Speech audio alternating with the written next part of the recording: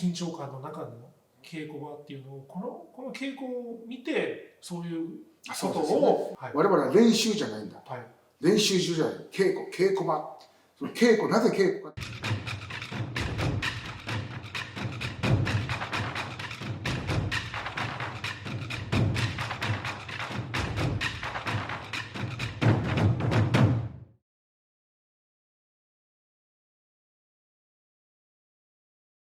元玉飛鳥の大竹です。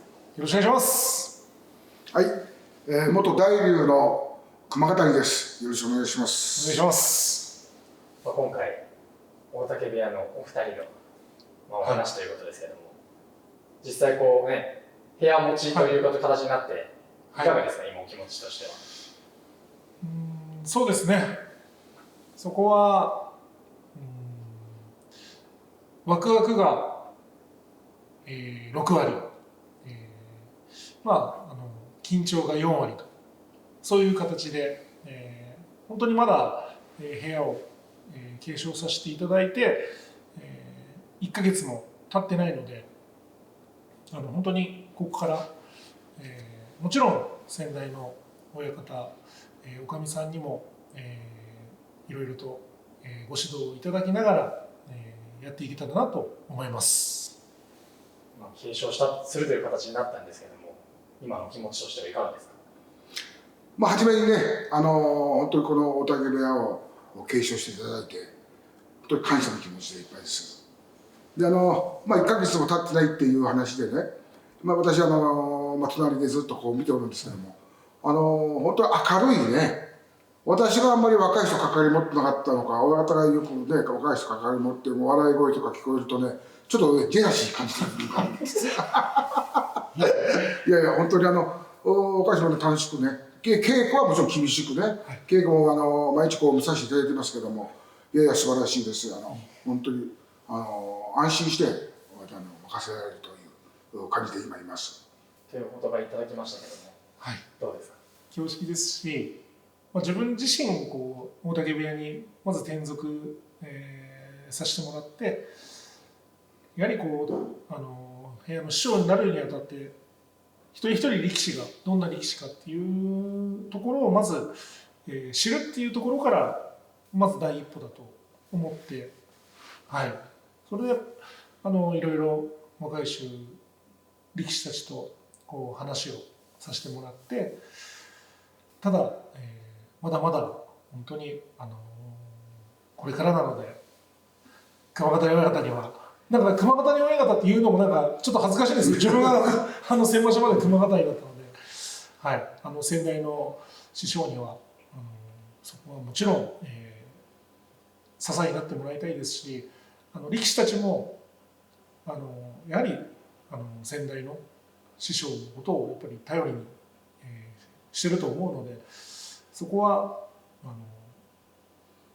お願いしたいのと、自分自身ここはちょっとこうじゃないのかって思うようなことがあったら言っていただきたいなっていうのは思います。今の段階でですけど、はい、先代の大竹親方に、はい、なんか聞きたいこととかあれば、ぜひ今この機会でちょっと聞いていただきたいんですけど。そうですね。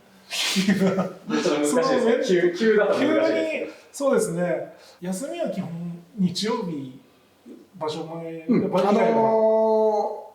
週に1回ね、日曜日休みというのは、決定ではないんですけど、大体日曜日ぐらい休み。で、稽古を見ててですね、なんかこう疲れてきてるのかなって感じるものがあるじゃないですか。で、あんまり疲れてると、怪我につながるから、明日休みしようかということでね、たまにはこう休み入れたりしながらやってました、私はね。でも、親方はね、親方の考えがあるだろうから、そこは自分が思うようにされたらいいと思いますよ。ただね、やっぱり稽古見てるとね、やっぱりなんか疲れてね、なんか気が入ってないなっていうのが絶対あると思うんですよね。そういう時はもう、今日はもう終わろうかとか、明日休みにしようかとかってね、私はそういうふうにしてましたけども、そんな感じでやってます。やっぱりもともとの力士たちもそういう、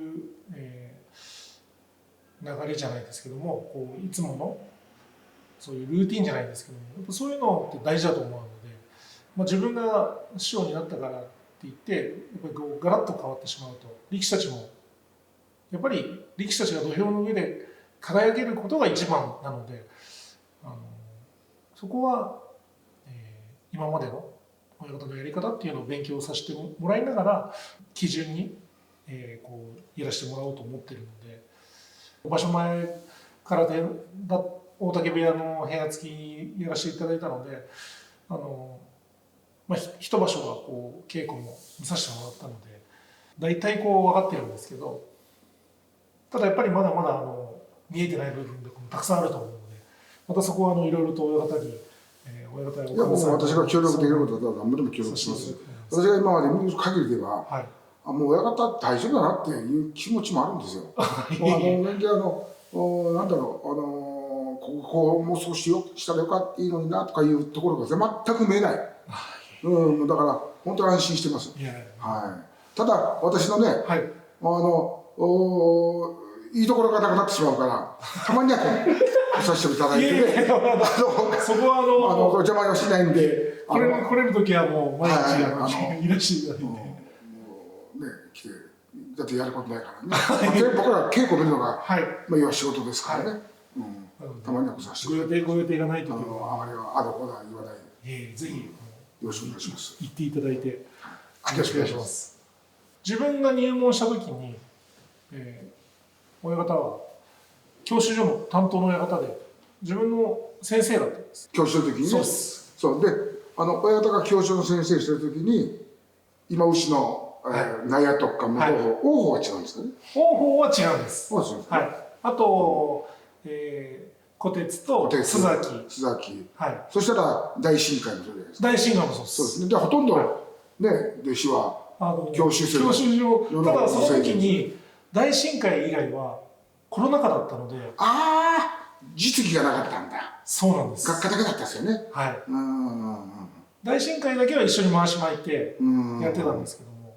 面白いですね。そのなんか巡り合わせじゃないですけど。なんかね、通じるものがありますよね。はい、面白いですよね。すごいいい巡り合わせというかね。そうですね。あと大竹部屋は大砲親方が作られた部屋で、大砲親方と自分はもともと片穴部屋に入門して、片穴部屋の亡くなった横綱玉の海関はもともとは兄弟弟子で、玉の海関が幕下十両に上がるぐらいに、独立仙台の片穴親方が独立される時に、二所ノ関部屋から、出たので、そこまでだから入門当時は大砲親方と兄弟弟子だったわけなので、自分はそこの片穴部屋出身なので、いとこの部屋だもんだからね。はい。なのでもともとはそういうつながりというか、それもやっぱりこういうご縁なのかなっていうのは、そうですね。はい。こういう部屋にしていきたいみたいな。そうですね。思いとかのそういうのもあれば。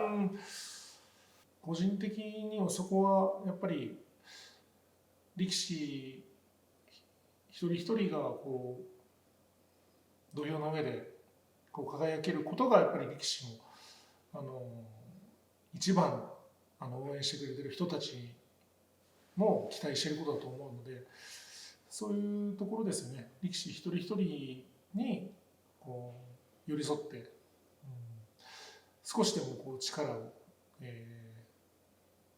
伸ばせれるように、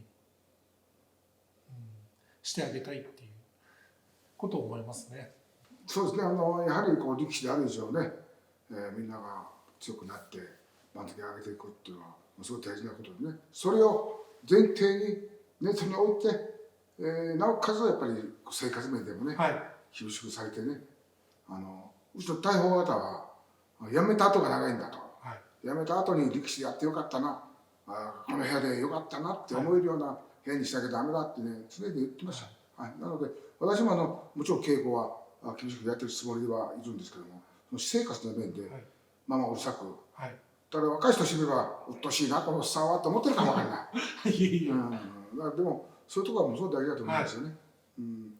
また親方にはね、本当にそういうところでもね、本当にもういやもう俺以上にしっかりしてるから俺言うまでもないと思うんだけど。もちろんやっぱり返事や挨拶だったりとか、そういう生活っていうのはある意味相撲以上に大事なそうですよね。はい、前にね、親方とちょっと話したいんですが、はい、稽古、はい、我々は練習じゃないんだと、はい、練習中じゃない、稽古場、その稽古、なぜ稽古かっていうのを話したことありますよね。はい、親方も、いや、私も知ってますとおっしゃってましたけど、まさにそうじゃないですか。はい、先人の教えをね、はい、勉強し、学び、我が生き方に迷いがないか、はい、考える場所っていうことね、そういうことだと思うんですよ。やっぱりそういうこの心の修行である稽古場、例えば力をつけるのはもちろん当たり前であって、はい、それ以上にね、やっぱり人としてあるべき姿っていうのはすごく大事だと思うんでね、はい、そういうところをね、また、若い人にね、教えていって、まあ、親方はやってくれてると思うんで、安心してますけども、改めてね、思います。日本のこう伝統文化っていうところも担う側面もあるじゃないですか。そうですね。相撲、大相撲っていう。そうなんですよね。だから文化の継承も含めてね、やっぱ守っていくも守っていかないからし。ただやっぱり練習場じゃなくて稽古場っていう。稽古と稽は考えるですからね。ここは古昔を考えるっていうことでね、先人の教えを学ぶということね。道場わかりますか？大宝道場の道場っていう意味、仏の道を学ぶところっていう、神社でお寺さんで修行っていうのは道場なんですよ。お坊さんの修行所っていうのは道場なんです。あ、そうなんですね。はい。で、そこから来てるみたいでね、仏の道を学ぶ、勉強する場が道場らしいんですよ。だから心なんですよ、やはり。はい。道場。これは大宝道場、大宝魂を受け継ぐ、そういう勉強の場でもあるということですよね。だからそういうのを考えると、やっぱりこう、背筋伸びますよね。僕らなんかも、そういうのを教えてもらうまで、教授の先輩の前の大妃の大山親方に私が教わったんですね、教えていただいたんですけども、彼はこの親方はよう勉強されててね、私が質問することはね、迷いない答えてくれる。それでもよくおっしゃってました、そういうこと。本当に勉強になりました。なので、そういうところをね、すごくこう大事にしたいなと思ってるんですよね。もうちょっとで公職になってしまうような話になってしまうんだけども、もっと大事なことだと思いますよ。はい。歴史である以上、ね、人から尊敬されない機会、お相撲さんこうやって敬っていただくのはね、そういうところもあると思うんですよ。人として素晴らしいなっていうところがあるから、皆さんが、ああ、お相撲さんだっつって、ね、こう、叩いてくれるというかね、敬ってくれる部分だと思うんでね、俺は強いからいいんだよ、何したっていいんだよ、では、ダメですもんね。強ければ何してもいいのか、この野郎って。村谷さんダメだってなってしまう。なので、謙虚にだけ。番付を上げれば上げるほどね、謙虚に感謝の気持ちを持って、俺がそれなかった人間。いえいえ。前にも話したけど、感謝の気持ちとか謙虚に全くない大流だったんですよ。今からじゃ全然そう反省して、もう本当にもう、今、自分でもこれじゃいかんって、うちのね、お上にも、ね、お父さん、それじゃ誰もついてこないよって散々言われてね、名刺を破った話っていうのは話だけども、あれも嘘じゃない。いただいた名刺をね、その時、ありがとうございますって、もう帰りが破って捨てたんだ。こんなとんでもない話ですよ。そんな人間やからですよ。現役中はね。だから結婚式もね、断髪式も自分の知り合い呼ぶ人がいなかった。そういう応援してくれる人がいなかった。ただ、友達とかね、友人、同級生がね、そういう子らはみんな、こう、まあ、行こうかって言ってくれたけど、まあ結婚式だって、ね、大砲やったお客さんで500人ぐらい来たけど、自分の関係多分30人ぐらいしかいない。俺が何をしてたんだ今までって、不義理してたんだなって反省もするしね。で、部屋を持つ時でもね、持たせていただいた時でも、やっぱりそんなんじゃ嫁にね、絶対人ついてこないよっていう。お父さんが改めないとダメだってみたいなことで諭された部分もあったんだけどね。もう恥ずかしい話。自分でもね、これじゃいかんなと思って反省して、やっとここまでやってこれたというところです。だから若い人にそういうところをね、俺が失敗したのは自分が経験してるから、若い人にお前らこういう思いするんだよ、だからこういうふうにしろよってこう訴えかけるわけですよ。そうですよね。そこはやっぱりこうみんなから愛される力士になってほしいなって思いますよね。やっぱそれはだけだとやっぱりこう強いだけだとどうしてもその本当の応援につながらないと思うんですよね。やっぱり心からこう本当に応援愛されるような、だから力士としても途中そうだけど、人としても愛されるね、尊敬されるような人間でなきゃねいけないと思いますよね。ただそこは本当大嶽部屋の、力士たちは自分が言うのもなんですけど、本当にいい子が、それもね、私もね、よく講演者の方とかね、ファンの方にね、大嶽部屋のお相撲さんみんないい子だねって言われると、ね、すごく嬉しいわけですよ。ただちょっと優しすぎて相撲にそういう優しさが出ちゃうよねって言われる場合もある、もっとこう土俵に上がったらね厳しくやってもいいんじゃないかって言われる時もあったんだ、だからある時私ね若い人に土俵に上がったら鬼になれと、土俵降りたら福の神になりなさいと、笑顔を出してね言ったこともあるんですよ。だから中入ったらもう鬼になる、土俵から出たら福の神みたいな、やればいいってことでね、ちょっと言った時期があった。ずっと言い続けりゃいいけどね、私も。でもやっぱりその優しくっていうか、そういうところが一番の自分の強さなのかなって逆に思うので、そうあってほしいですよね。だから、どうしても結果だけで見られちゃうじゃないですか、見られてしまうところがあるんですよ、勝ち負けだけで。でもそうじゃなくて、やっぱその過程を見てる人だったら、そこまでこう優しすぎるよっていう言葉は普段のこう稽古を見てたら、やっぱり稽古場ではやっぱみんな一生懸命やってますし、この緊張感の中の稽古場っていうのをこの稽古を見てそういうことをそうですね、だからその普段みんなといるからそこは優しいだけであって見てほしいですね。そうですね。この稽古はですね、見た上で判断してくれるからね、感じてほしいのがありますよね。稽古は厳しい稽古をしてるので、みんなそこを見ていってほしいなって自分は。ですよね。上辺だけではなくてね、勝った負けただけじゃなくて、そうです。こういう稽古を普段した上でね、こうなんですよと。そうですね。最後になりますが、今後ね、お二人でこの大嶽部屋やっていくことになると思うんですけども、なんかどんな力士に育てたいかとかあれば、最後にお一人ずついただいてもよろしいでしょうか。それはもう親方がね、もうこういうふうに育てたいっていうことだけで、私はそれに賛同して、それに対してね応援していくだけですから、もう親方にあとはもう全てお任せをするということで、いかがですか。自分は先ほど先代の師匠もおっしゃってたんですけど、強いだけではなくやっぱり人としても尊敬されるような、そういう力士になってほしいなって、そういう力士を育てたい、って思いますね。やっぱり、強くなることはもちろん大前提なんですけど、大相撲を入門したら、ただそれだけじゃなくて、引退してからの人生の方が長いので、そこを今から考えろとはやっぱり力士たちにはもちろん言わないんですけど、ただそこが続いていくっていうのはやっぱり我々分かってるので、なので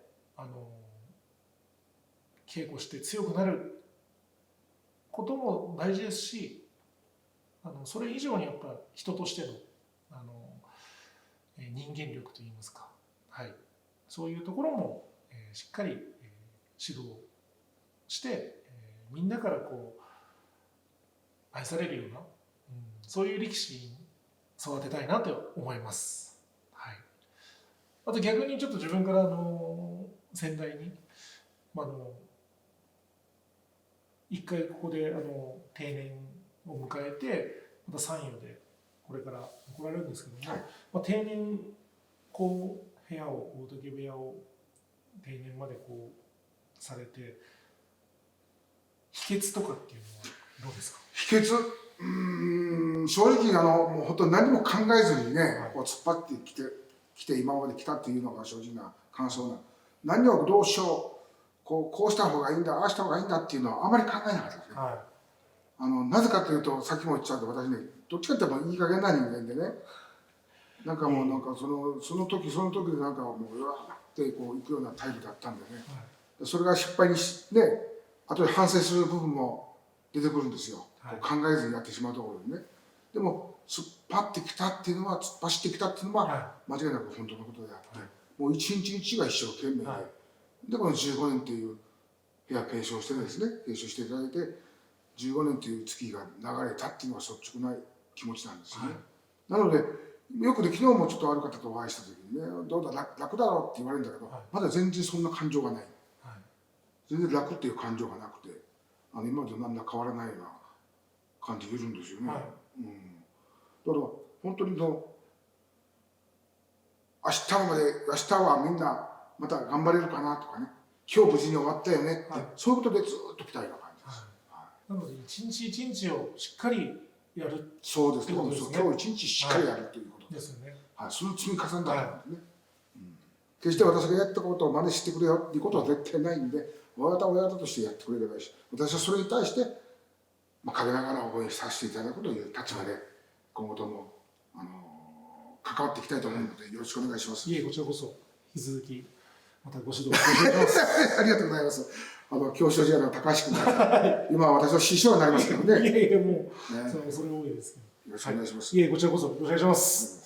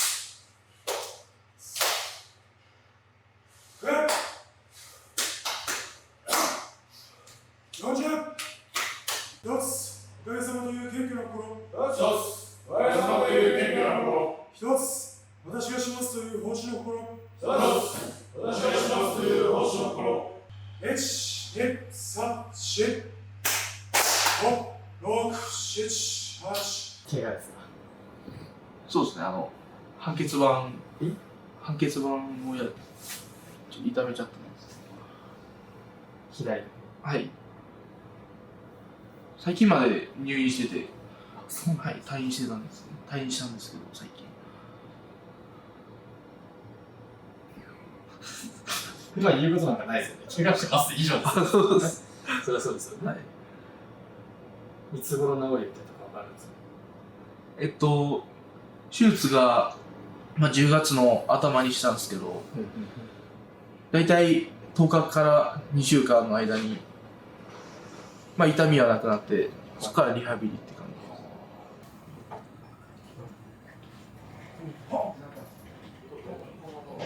です。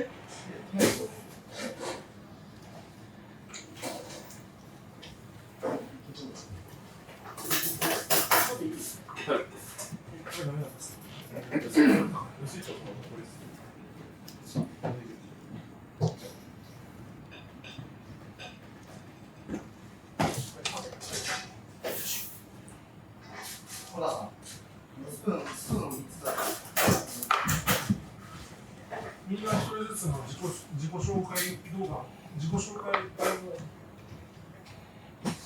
あるんです。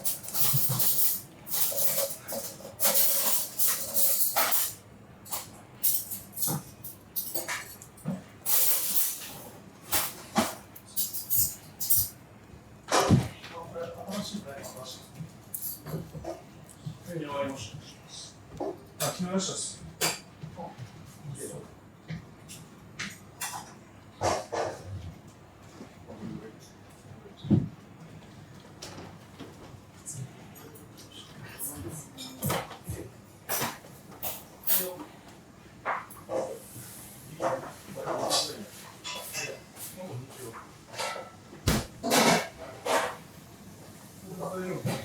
大丈夫です。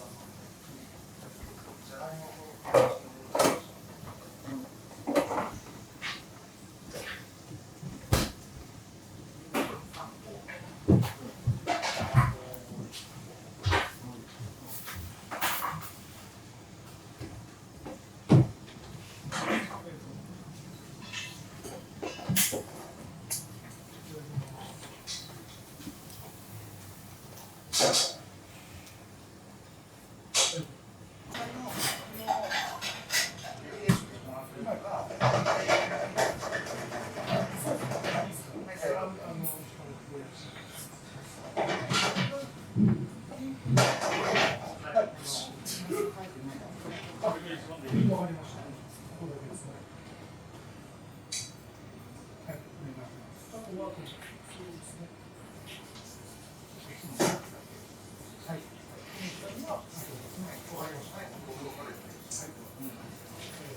わかりました。桜の腕前披露できるとかってよかった。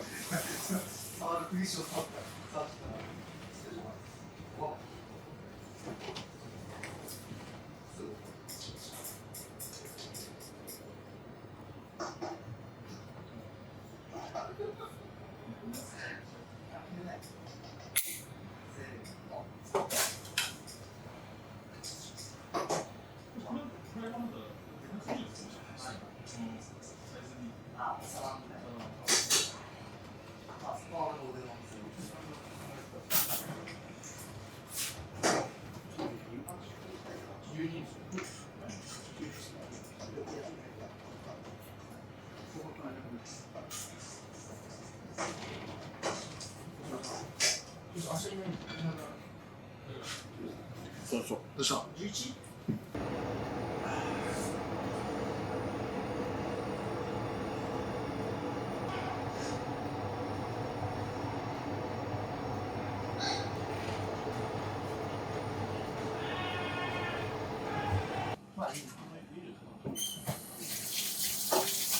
干し貝柱のだしで作った魚介風な感じで。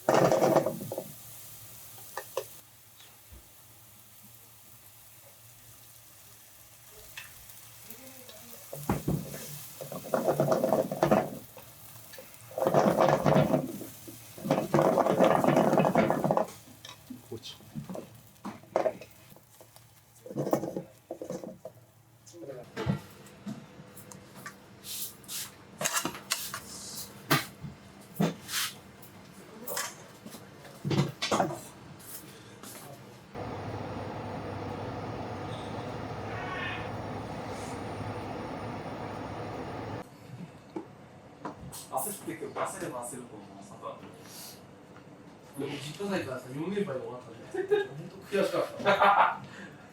結構引きずってました。熱っ。上行って。やだ。やだ思いした。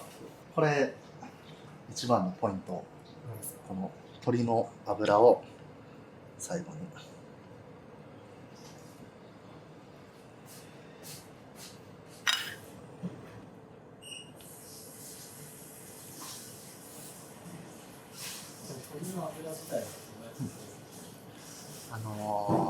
鶏のガラで出汁を引くときに油が浮いてくるんですよ。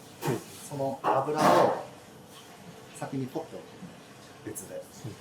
アクとか出るので、アクを一緒に取っちゃうと油も一緒に、アクと油が一緒に浮くじゃないですか。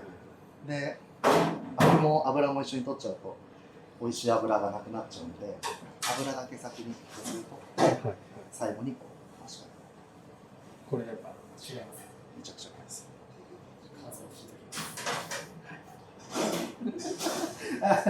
緊張するわ、なんか決め顔になっちゃう。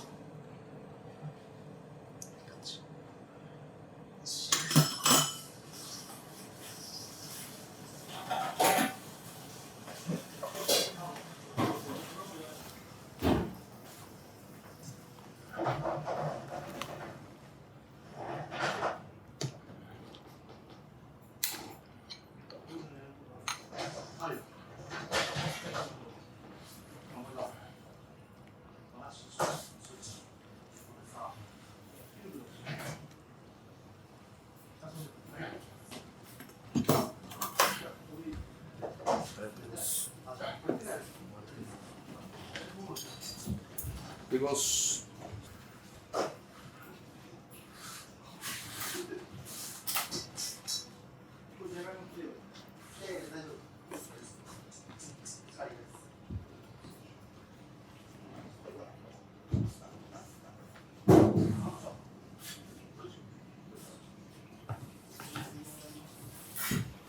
今日のお味はいかがですか？あ、美味しいと思います。やっぱテイクアウトだと酸っぱい方が食べやすくて、ああ、なるほど。結構油もしっかりしてるんですけど、それ食べやすいですね、これは。そういうのあります。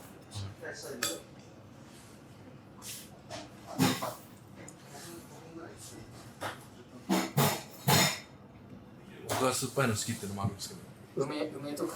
梅干し場所中毎朝食べてます。梅のね、お菓子とかいろいろあるじゃないですか。梅干しが好き。梅干しが好き。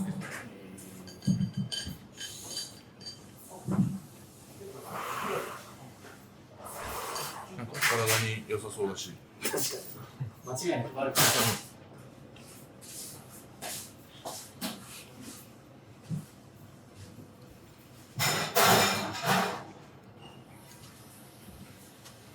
これフカヒレ風っすか？フカヒレ風っすかこれ？ホタテのめっちゃうまい。めっちゃうまい。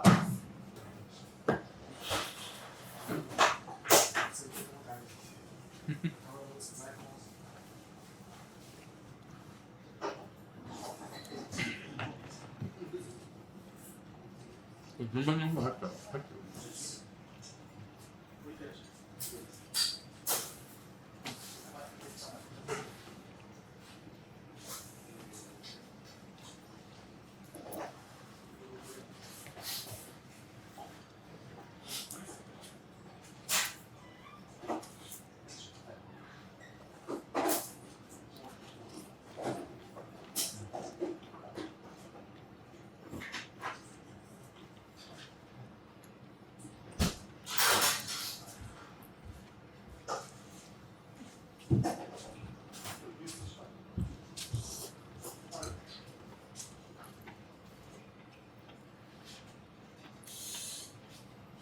純粋にちょっと僕のちなんで教えてほしいんですけど、まあ、もちろんその番付的にこう、お一人で食べるわけじゃないですか。はい。みんなと食いたいなと思われて。そういう時は普通別にみんな作ってもいいんですか？そう、うちの部屋結構一緒に食べますね。今日たまたま、まだお風呂入ってないんで。ああ、なるほど、なるほど。やっぱみんなで食べた方が美味しいですか？いや、でも僕一人で食べる方が好きなんですよ。巡業先でも多分一人でお店にいる僕をよく見かけると思います。おっしゃってましたね。庭園とか見に行くの好きですね。時間を合わせるのが苦手で人に。だったらもう自分で。ご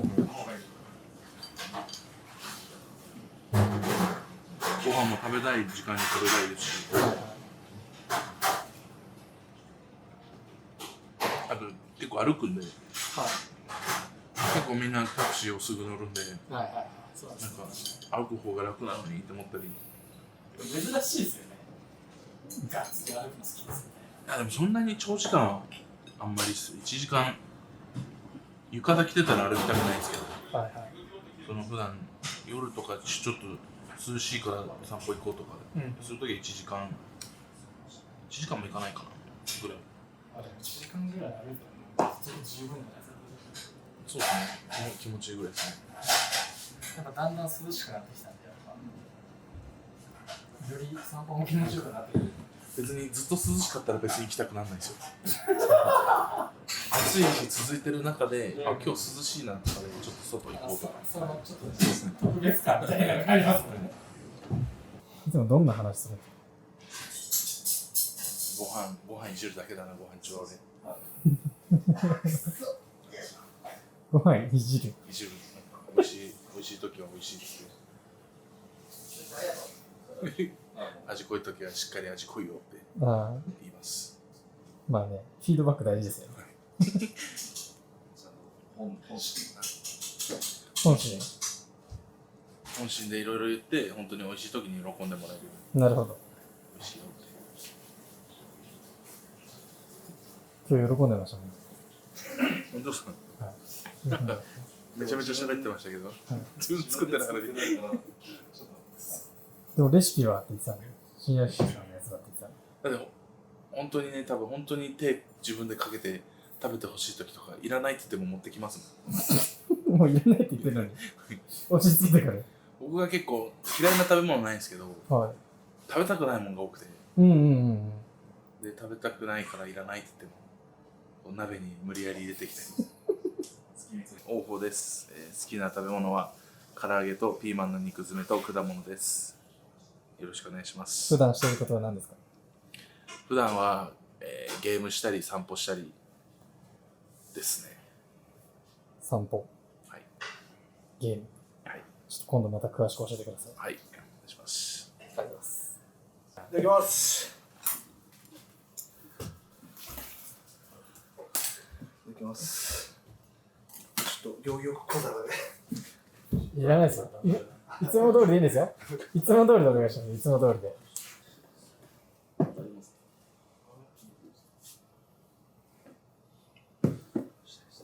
一人だと緊張いいんじゃないですか。仕方ないから。ありがとうございます。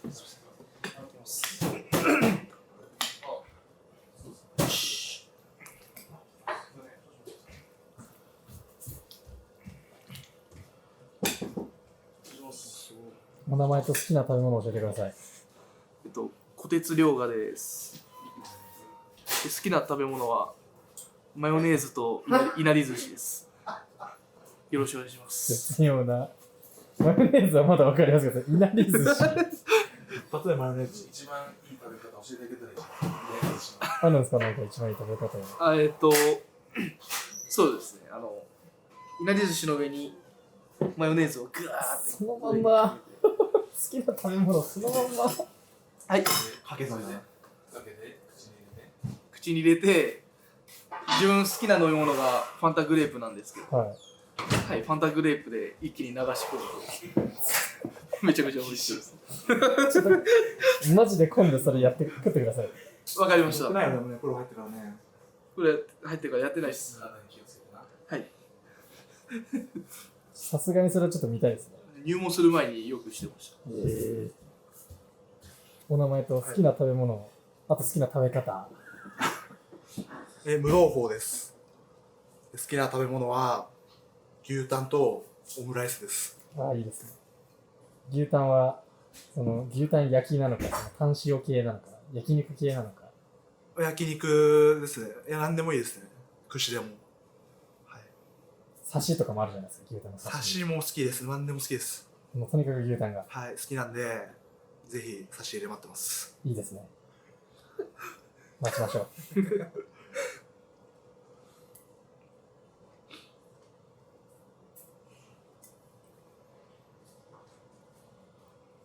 張するな。恥ずかしいですね。徐々に慣れていただいて、最初は多分、はい、誰しもがそうなります。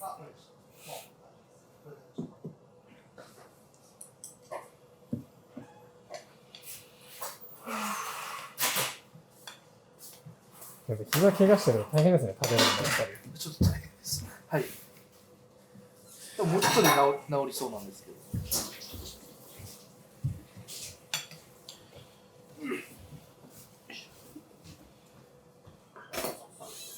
あ、いや、ちょっとゆすりきていいですか。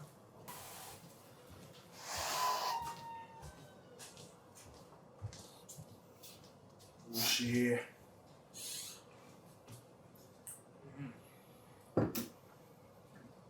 もう普段も結構黙々と食べる感じですか？お行儀よく。一応動画用ではないってことですね。普段からお行儀よくはい。食べていらっしゃる。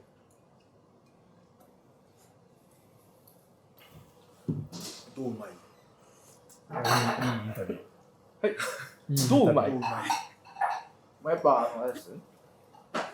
ごぼうの、はい、甘みっていうか、あれ、ごぼうの香りですかね。なんか引き立ててめっちゃうまいですね。甘いの好きなんで。うまい。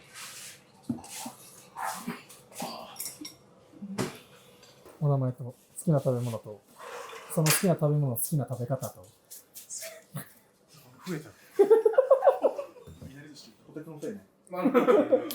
一人ずつ増えていくんで。納谷隆盛です。好きな食べ物はエビです。エビが好きです。はいはい。エビは何の料理が好きですか？エビは何でも好きです。その中でも特に中でエビチリが好きとか。生のエビよりかは火が通った方が好きです。茹でと焼きで言ったら。茹でですかね。茹で。エビも握りとかも。握りだったら生の方が好きかもしれない。じゃあ違うじゃないですか。話が違ったじゃないですか。いや、炙りバジルチーズも。確かに。炙りバジル。何ですか炙りバジルチーズは。やっぱそしてるロゴ言っていいのかな？大丈夫です。多分大丈夫。回転寿司。はい。炙りエビバジルチーズだったら20もいけるです。何ですか20皿いけます。20皿それだけエビバジルチーズエビバジルチーズだけで。続いて。炙りチーズ卵。ポテサラも好きだ。はい。坂井翔一です。頑張ります。いや、好きな食べ物と好きな食べ好きな方と好きな寿司のネタをお願いします。知れてますはい。好きな食べ物はカワハギを肝醤油で食べることです。それがいいですね。ラムチョップです。好きな食べ方ですか？はい好きな寿司ネタですか？寿司ネタ、はい。縁側です。ありがとうございました。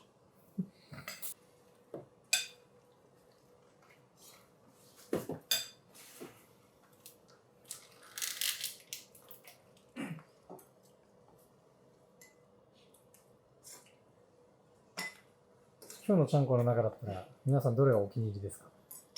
ソップソップ。ですね。僕もソップです。チャンコの中でソップがいいです。なるほど。いろいろ種類あるんですもんね。はい。いろいろ種類あるんですもんね。そうです。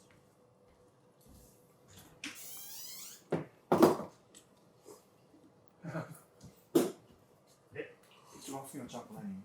僕、塩ちゃんこです。塩ちゃんこ。お稲荷さんと塩ちゃんこどっちですか？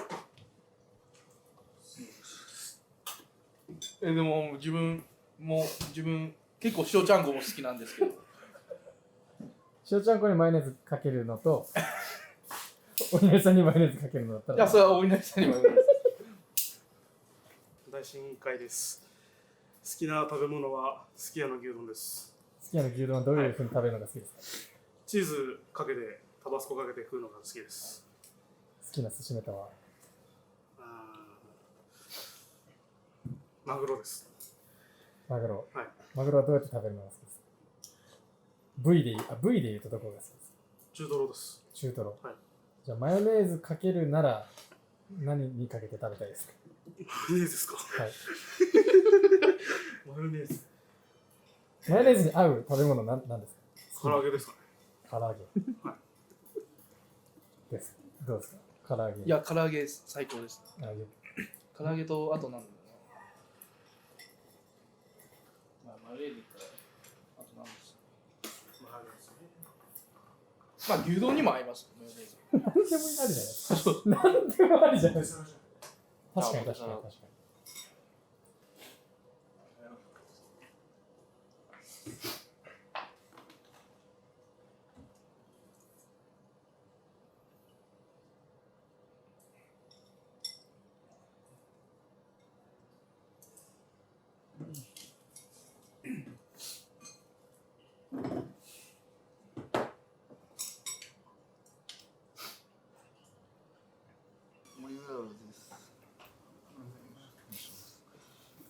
きな食べ物は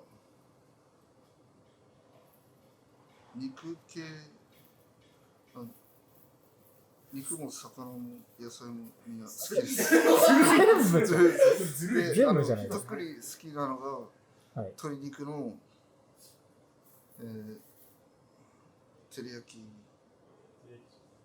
チキン。最近砂肝が好きです。砂肝が。はい。焼き鳥の中だったら砂肝。はい、そうです。じゃあ最後に好きな寿司ネタお願いします。好きな寿司ネタはサーモン。サーモン。はい。愛されてますね、みんなから。愛されキャラですね。いえいえ、目立とうとしてそう、それがです。このピザが一番好きって言ってたじゃないですか。どういうことですか？どういうことですか？いや、自分が入った時、はい。好きなものなんですか？好きな食べ物なんですかって聞いたんです。はい。ピザって答えてたんです。はいはい。照り焼きチキン。違う、鶏の照り焼きチキンです。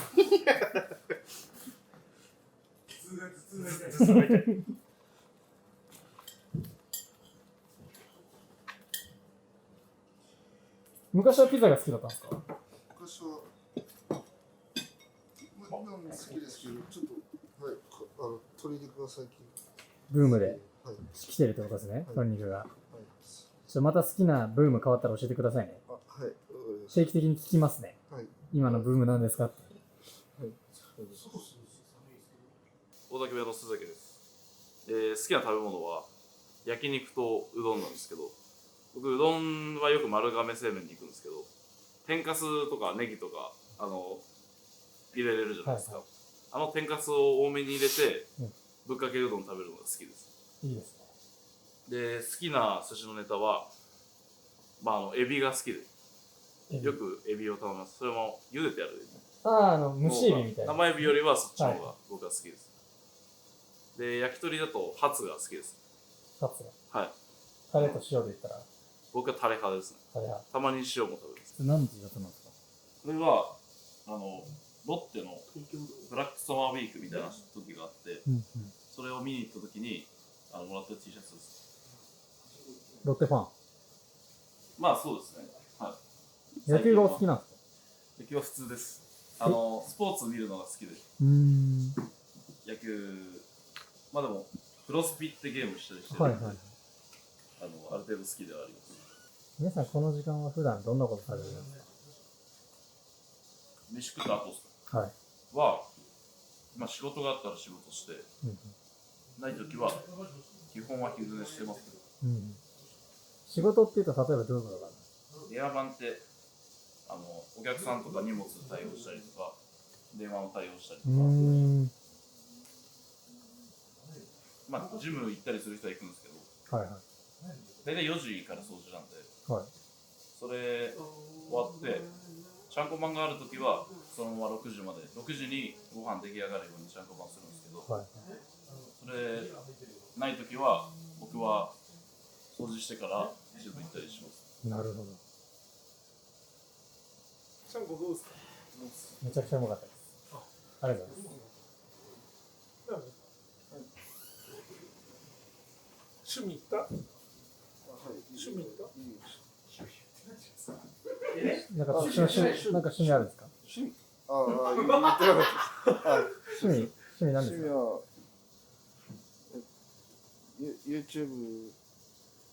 YouTube で音楽鑑賞とか PV が見るの好き。なるほど。で、あと歌ってみた動画とかが好きなんで。最近一番好きなのはどなたのどんな曲が？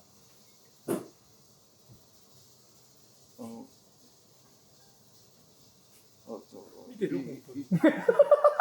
はい、見てます。生き物係の恋する乙女と、あとミーシャの昔の曲なんですけど、包み込むようにっていう歌があって、それが、好きです。いいね。でも YouTube で親方チャンネル見ない。いや、見てます。じゃあ親方チャンネルで一番好きな親方は？親方は？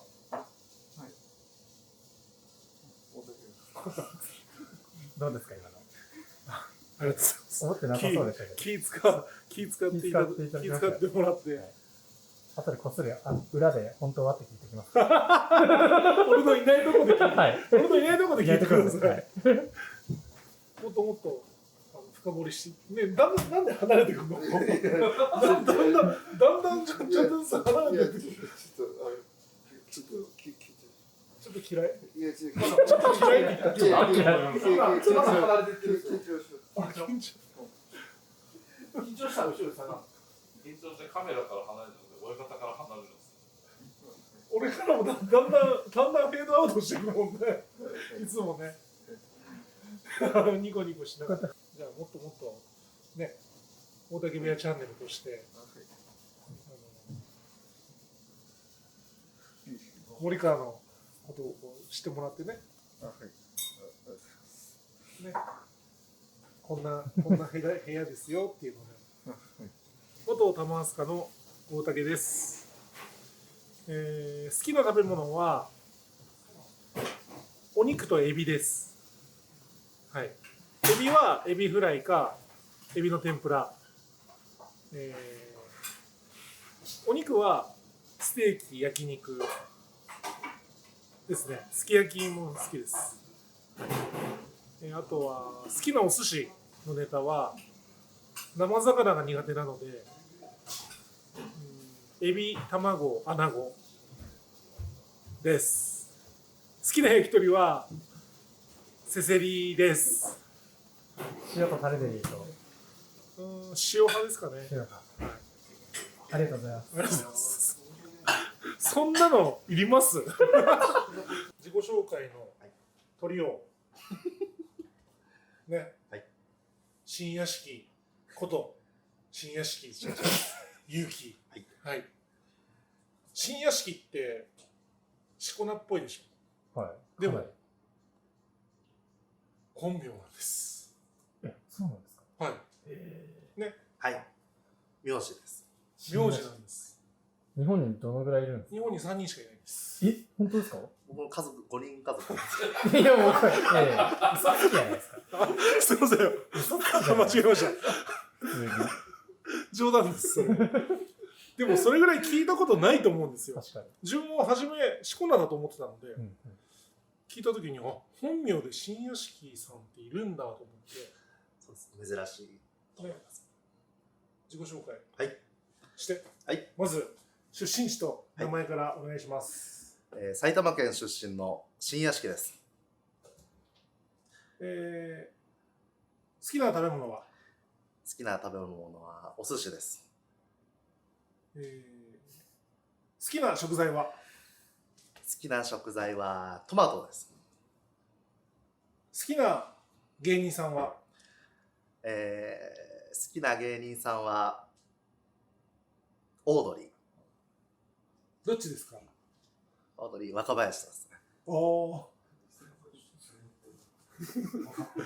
分かってる。周りからお笑い分かってる風なって言われてますけど、モノマネとかってありますか？あります。あるの？セミの鳴き真似が。それはちょっと自己紹介でぜひ。ちょっとこれはもう。隠してもらって。じゃあ、よろしいですか。はい。お願いします。もう暑い夏の情景をちょっと思い浮かべてもらいながら、皆さんには目をつぶって聞いてほしい。聞いていただきたいです。はい。参ります。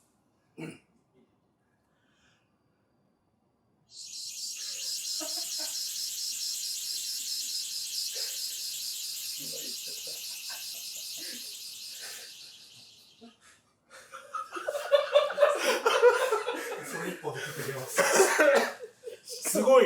しかもめちゃくちゃうまい。すごいクオリティじゃないですか。とんでもないクオリティ。これだけで多分 M1 準決勝ぐらいまでいけますよ。これ漫才ですかね。これって漫才なんですかね。いやね。さすがだね。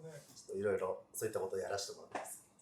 そういうことも一人で。R1 じゃないですか。じゃあ。いや、本当趣味がすごいいろいろあって、はい、なんとギターも弾けるんで、またちょっとそこもね、深掘りさせていただきたい。はい。みんなが昼寝してるところを、一人稽古場の上がり座敷で、はい、ギターを練習したりとか、このちゃんごまで練習したりしてるんだよね。たまにやってます。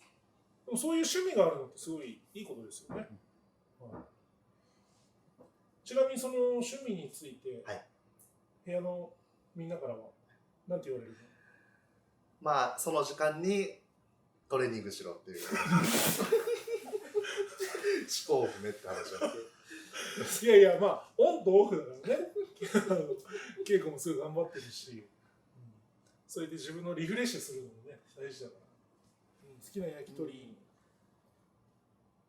すね。ああ、皮なんだ。皮です。俺皮嫌いなんだよね。すいません。センスなしです。俺の好きなやつ。皮が。じゃあ、好きな料理なんて言ったっけ？トマトだったっけ？そうですね。トマト料理。トマト料理が得意で。あ、得意なんだ。すごいな。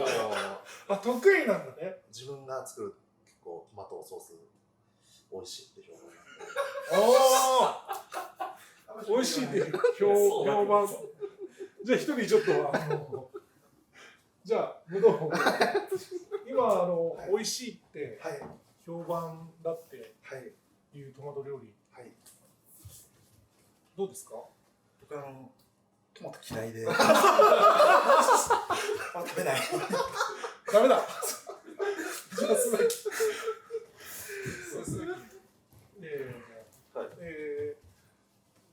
トマト得意料理、新屋敷のトマト料理。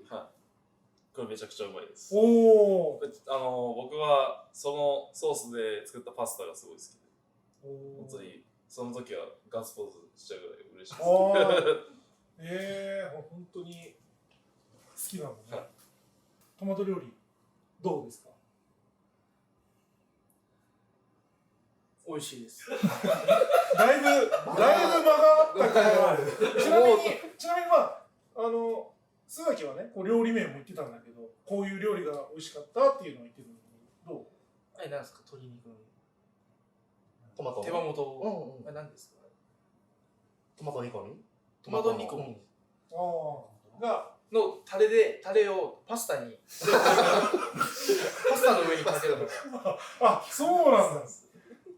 トマトパスタ。トマトパスタがめちゃくちゃ美味しかったです。手羽先じゃなく、手羽元とかじゃなくてパスタの方、ね。最初にやっぱそう手羽元のやつで出すんで、トマト煮込み。美味しいって言った後に、まあ昼それが出たとしたら夜余ったやつでパスタにかける。ああ、なるほどね。二度美味しい。なるほど。素晴らしいで。高評価ですね。新屋敷さんのトマト料理どうですか？は美味しいです。みんなやっぱり。ちなみに何料理？トマト料理。ラタトゥイユ。野菜のトマト煮込みみたいなやつです。それが、なんか夜のちゃんこで出すんだったらすごい昼の早い時間からずっと作ってます。すごいね。手の込んでます。で、最後にもう一回じゃあそのちょっと武道を一回。武道はトマト料理はトマトが嫌いで手をつけない。ちょっと食べて。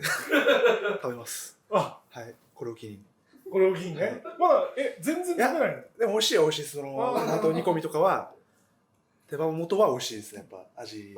手羽元の部分は美味しいです。でもトマト嫌いだけど、でも新屋敷のトマト料理だったらまだいけますね。嫌いなものも嫌いでも食べれます。美味しいです。これ聞く順番間違えましたね。一番最初に武道の方に聞いてトマトダメだって。うまくできたから食べてって言われて食べます。無理やり。無理やり。好きなポーズとか好きなポーズ生好きなポーズって、なんか、好きなポーズありますか？これ難しい。どうしよう。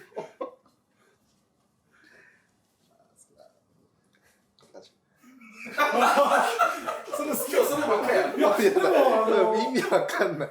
それ意味わかんないんだよ。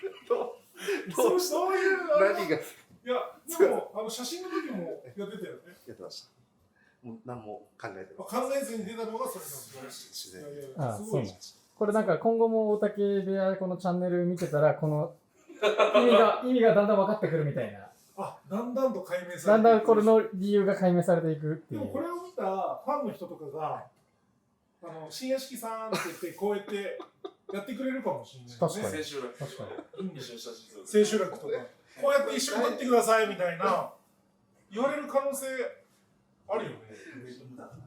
キツネさん。さん付けでね。キツネじゃない、キツネさんとした。大竹部屋。ね、現役力士の中では一番の、兄弟子。なんで動いてくれないの？みんな一人ずつ聞いたんだけど、ね、新屋敷のトマト料理が新屋敷は得意だとっていうことで、好きなトマト料理何か聞いてたんだけどみんなに。森うららは新屋敷のトマト料理どうですか？美味しくて好きだと思います。ちょっと待って。一言で。森川が、好きな新屋敷のトマト料理は何？どんな料理が好き？手羽元のトマト煮込みが好き？はい。みんなも結構それ言ってて、やっぱそれが一番人気なんだね。はい。あとパスタ。やっぱみんなパスタやっぱみんな大人気。結局最後はパスタで。